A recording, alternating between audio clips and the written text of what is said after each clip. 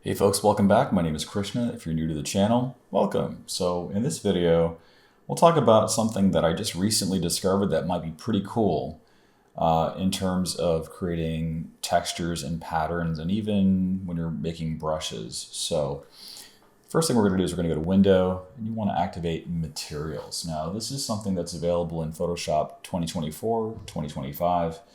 And I've had a little bit of a chance to play around with this. I'm not a 3D modeler by any means, but I will show you how I am using some of these materials. So I'm going to first start off by making some type of an enclosed shape. And then I'm going to pick something that has some interesting patterns. Click on circles here. And then sure enough, we get our pattern. And we can play with various parameters here, like the size of the gap.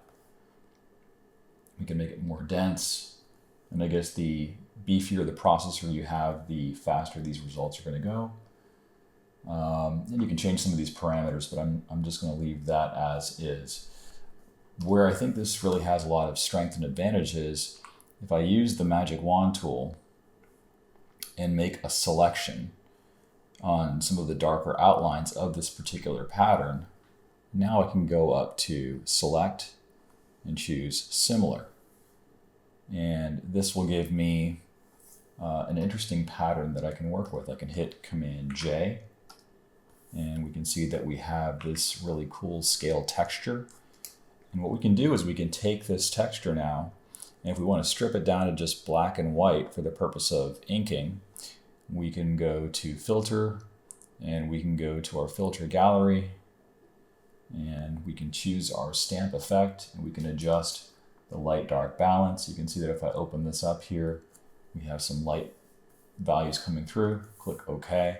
And now I've got this really cool inked pattern that I can work with. So where would this be handy or convenient? Well, if you're having to, say, make some scaled armor, or you're working with some type of a character. For example, let's see how we can actually put this into practice. We'll just create some type of a shape like this. And now we have this pattern. I'm going to be a little bit sloppy here. Just going to go ahead and try to make these overlap as much as possible. Try to make it look like it's a connective type of thing.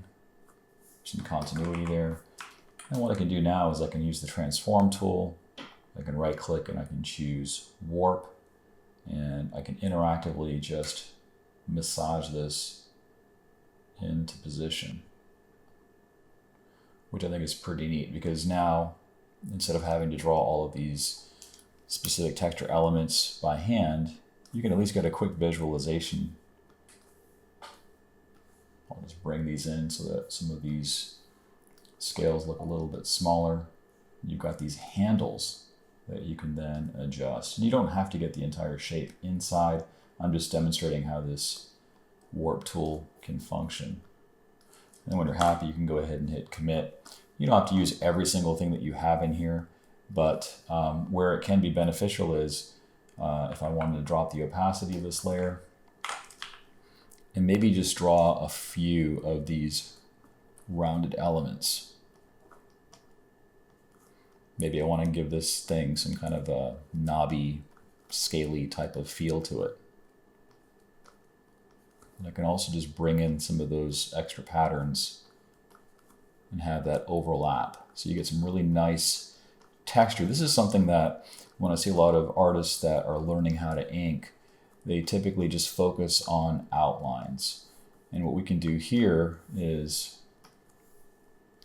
we can, indicate not only texture, but we can also indicate some lighting values here. Let's just go ahead and make some of these visible.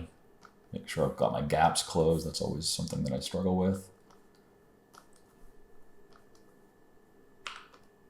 See, there we go. We've got now a hint of something that's maybe a little bit darker, and we're kind of bringing in some value back in.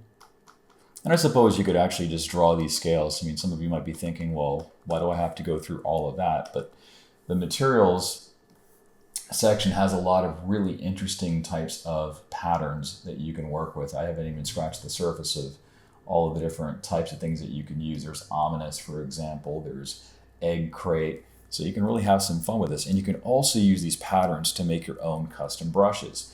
This particular brush that I'm calling Sponge Bill Circle Pants, which will be available in my next brush pack, was actually made using one of these materials as the base for this particular demonstration. So really powerful stuff. Anything can become a texture. Anything can become the basis for a brush. This is one of the nice things about working digitally. You can just literally make brushes that fit your specific needs and skills. So I'll make a demonstration video after this finishes playing through where you can see me working on an illustration utilizing this technique. So stick around, and thanks again for watching. If you found value in the video, please consider giving it a thumbs up. I will be making a follow-up video on the Mac Mini M4 that I have, because there were a lot of questions. That video did really well for my channel, so thank you for watching the video,